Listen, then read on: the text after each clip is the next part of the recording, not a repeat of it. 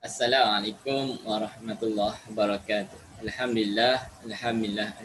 Syukur kepada Allah dapat lagi kita bertemu untuk meneruskan ulang kaji kita Pendidikan Islam tahun 3. Okey, pada minggu ini kita akan masuk pada bidang terakhir dan tajuk terakhir. Okey, boleh buka buku 140 bidang adab unit 4 bidang adab bertajuk cintakan sunnah Rasulullah sallallahu alaihi wasallam. Okey, mari kita dengar ataupun ulang kaji secara umum secara sepintas lalu berkaitan tajuk cintakan sunnah Rasulullah sallallahu alaihi wasallam. Mengapa kita diminta untuk cintakan, untuk kasih kepada sunnah Nabi Muhammad sallallahu alaihi wasallam. Mari kita terus kepada buku teks kita. Okey. Perhati dan baca. Kita fahami dulu apa yang dimaksudkan dengan sunnah Nabi. Apa yang dimaksudkan dengan sunnah Nabi? Okey. Sunnah Nabi. Apa yang dimaksudkan dengan sunnah Nabi? Pengertian sunnah Nabi. Sesuatu yang bersumberkan daripada Nabi Muhammad sallallahu alaihi wasallam dalam bentuk ucapan, perbuatan, sifat serta akhlak yang diberitakan oleh sahabat baginda. Okay. Sesuatu yang bersumberkan daripada Nabi Muhammad sallallahu alaihi wasallam dalam bentuk ucapan, perbuatan, sifat serta akhlak yang diberitakan ataupun diberitahu oleh sahabat radhiyallahu ajma'in. Okey. Itu yang pertama. Itu maksud yang dimaksudkan dengan sunnah Nabi Muhammad sallallahu alaihi wasallam. Okey. Ini adalah antara sunnah Nabi. Sunnah ataupun Nabi minta kita buat. Nabi minta kita ikut melalui Nabi cakap tak, ini yang diceritakan melalui sahabat. Ada yang Nabi cakap, ada yang Nabi buat, sahabat tengok, sahabat bagi tahu melalui penriwayatan hadis. Okey. Yang pertama, tengok kat sini dia bagi contoh-contoh. Menjadi anak soleh. Nabi minta, Nabi suruh kita sebagai anak khususnya menjadi anak soleh ataupun solehah bagi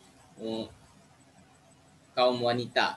Dan seterusnya, yang kedua, membaca Al-Quran. Nabi minta kita baca, fahami, tadabbur Al-Quran. Yang ketiga, menghormati orang tua.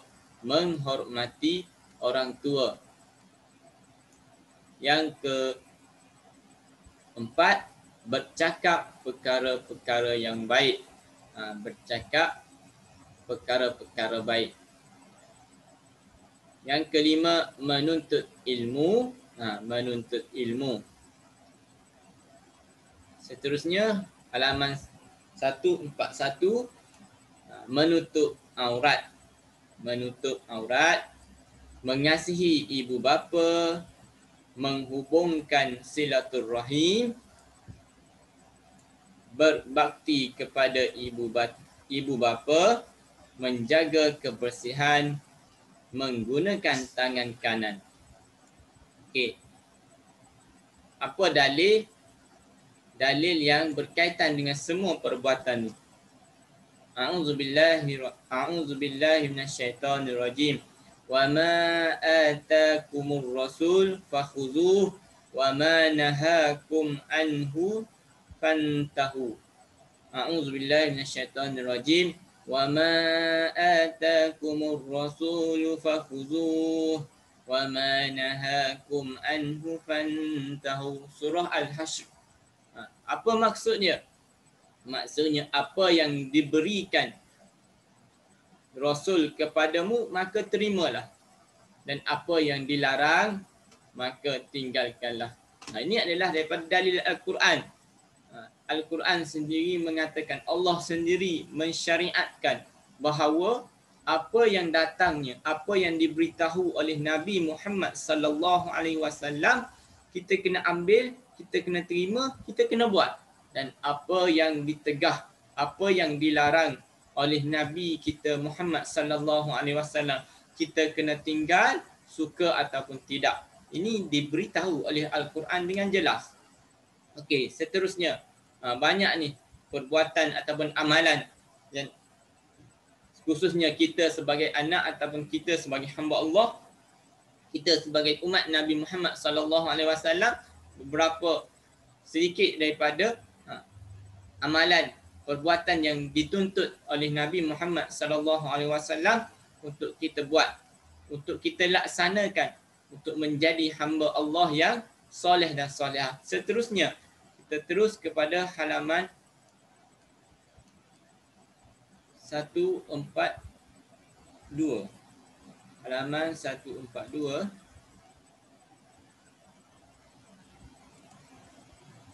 Okey, baca dan ingat. Ini kita baca dan ingat. Sunnah perkataan. Apa yang dimaksudkan dengan sunnah perkataan? Apa yang diberitahu tentang sunnah perkataan? Sunnah perkataan ialah semua ucapan Nabi Muhammad sallallahu alaihi wasallam dalam bentuk suruhan, larangan serta galakan. Ini adalah melalui percakapan. Maksudnya Nabi beritahu, Nabi cakap secara jelas.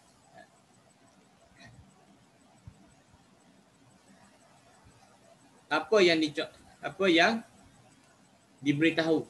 Contohnya melalui percakapan, melalui perkataan.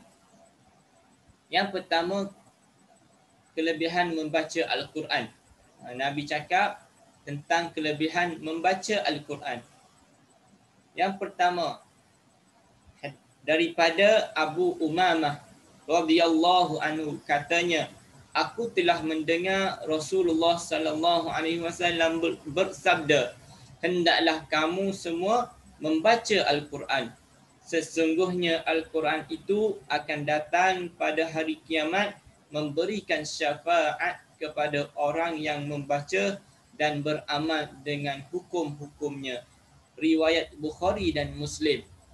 Okey, ini adalah perkataan, suruhan, perkataan melalui suruhan. Ada sini suruhan, larangan serta galakan. Ini adalah melalui suruhan, menuntut kita umat Nabi Muhammad sallallahu alaihi wasallam untuk buat. Apa yang Nabi suruh? Suruh membaca Al-Quran, beramal dengan Al-Quran. Sebab apa? Sebab di hari kiamat kelak, Al-Quran akan memberi syafaat kepada orang yang membaca dan beramal dengan hukumnya. Tidak hanya membaca tapi beramal dengannya. Okey. Hadis ini sahih, hadis riwayat Bukhari. Okey, yang kedua, jauhkan sifat sombong dan bongkak diri. Ini adalah berbentuk larangan. Tadi berbentuk suruhan. Okey, daripada Harisah bin Wahab radhiyallahu anhu. Harisah binti Wahab radhiyallahu anhu, aku mendengar Rasulullah sallallahu alaihi wasallam bersabda, mahukah aku memberitahu kepada kamu siapakah ahli-ahli neraka? Mereka itu ialah orang yang keras kepala, sombong, suka mengumpul harta tetapi tidak suka membelanjakan untuk kebaikan. Hadis ini juga riwayat Bukhari dan Muslim. Hadis kalau riwayat Bukhari dan Muslim, maknanya ini adalah hadis sahih. Ini adalah maksudnya. Tak dimasukkan riwayat ataupun nas teks bahasa Arab untuk dia memendekkan lagi. Kalau dia sertakan sekali dengan bahasa Arab, mungkin memanjangkanlah, menebalkan buku teks kamu. Di sini hanya memberikan maksud. Okey. Ni Nabi cakap, Nabi bagi ugutan larangan. Nabi bagi kenal siapakah ahli-ahli neraka. Nabi cakap orang yang keras kepala, sombong, suka mengumpul harta tetapi tidak suka membelanjakan. Kumpul harta, hidup kumpul harta, bekerja kumpul harta, tapi duit kedekut untuk keluarkan untuk buat amal jariah, untuk bersedekah. Dan ini adalah antara tanda-tanda ahli neraka. Wal iyazubillah. Minta kita semua dijauhkan. Okay, seterusnya pergi ke halaman 143. Halaman 143. Okey. Sunnah perbuatan tadi, sunnah perkataan. Yang ni sunnah perbuatan. Apa yang dimaksudkan sunnah perbuatan? Okey, segala perbuatan Nabi Muhammad sallallahu alaihi wasallam yang disampaikan oleh para sahabat baginda. Sunnah perbuatan adalah perkara yang Nabi buat. Perkara yang Nabi buat, perbuatan yang Nabi buat.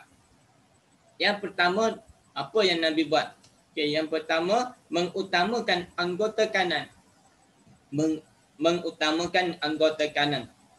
Diriwayatkan daripada Aisyah radhiyallahu anha bahawa beliau berkata, sesungguhnya Rasulullah sallallahu alaihi wasallam suka memulakan dengan anggota kanan ketika memakai kasut dan bersuci. Memakai kasut dan bersuci, muttafaqun alaih. Maknanya hadis ini hadis yang sahih.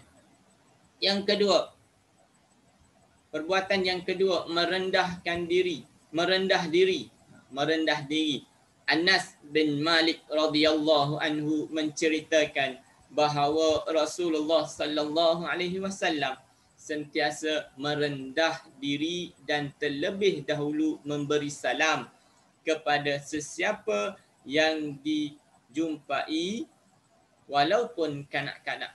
Nabi bersikap rendah diri, tawaduk, rendah diri, dan Nabi mendahului dalam berbuat kebaikan. Lebih-lebih lagi dalam menyebarkan salam, memberikan salam. Tak kira jumpa dengan kanak-kanak ke, jumpa dengan orang tua, lebih-lebih lagi. Nabi yang akan terlebih dahulu sebelum sempat orang lain memberikan salam, mengucapkan salam, Nabi terlebih dahulu memberikan salam kepada mereka yang Nabi jumpa. Walaupun kanak-kanak. Ini hadis riwayat. Hadis ni pun hadis sahih. Okey, seterusnya. Yang ketiga, menggosok gigi ataupun bersugi. Okey, diriwayatkan daripada Huzaifah radhiyallahu anhu bahawa beliau berkata, Rasulullah sallallahu alaihi wasallam apabila bangun daripada tidur, baginda menggosok giginya dengan menggunakan siwak atau kayu sugi. Menggunakan siwak atau kayu sugi. Ataupun sekarang bolehlah guna, kalau tak ada siwak ataupun kayu sugi, boleh gunakan berus gigi yang halal. Okey, riwayat Bukhari dan Muslim. Okey, ini adalah antara contoh perbuatan yang Nabi buat, diriwayatkan daripada isteri Nabi, daripada sahabat-sahabat yang melihat sendiri. Okey. Ini adalah perbuatan yang dilihat. Banyak lagi. Ini adalah 3 contoh yang diberikan oleh para sahabat, juga isteri Nabi. Seterusnya, kita tengok halaman seterusnya. Apa kepentingan yang dapat daripada kita mengamalkan, kita beramal dengan sunnah Nabi? Apa yang tadi kita dah tahu sunnah perkataan dan sunnah perbuatan. Kita tengok pula apa yang kita dapat. Pentingnya kita mengamalkan sunnah Nabi. Okey. Di sini dia bagi 5. Dia beri kepada kita 5 kepentingan kita beramal dengan sunnah Rasulullah sallallahu alaihi wasallam. Yang pertama, menjadi bukti kecintaan kepada Rasulullah sallallahu alaihi wasallam. Tak hanya kita kata aku cinta tapi tak buat sunnah Nabi. Itu adalah kadang-kadang membuatkan kita hanya cakap saja kalau kita tak buat. Bila kita cakap kita cinta, kita kasih kepada Nabi Muhammad sallallahu alaihi wasallam, itu menuntut kita untuk beramal dengan sunnah Nabi. Yang pertama, menjadi bukti kecintaan kepada Rasulullah sallallahu alaihi wasallam. Yang kedua, mendapat syafaat Rasulullah sallallahu alaihi wasallam di akhirat, mendapat bantuan Nabi Muhammad sallallahu alaihi wasallam di akhirat. Yang ketiga, terhindar daripada melakukan perkara yang dimurkai. Yang keempat, membentuk umat berpribadi mulia. Membentuk umat berpribadi mulia. Dan yang kelima, menjadikan diri lebih beristiqamah dalam ibadat. Bila kita selalu beriltizam ataupun istiqamah, berterusan, konsisten melakukan sunnah Nabi, menjadikan kita istiqamah dalam ibadat. Contoh, kita bersugi, kita gosok gigi, kita niat aku buat ni untuk mengikut sunnah Nabi. Itu maknanya kita buat ibadat.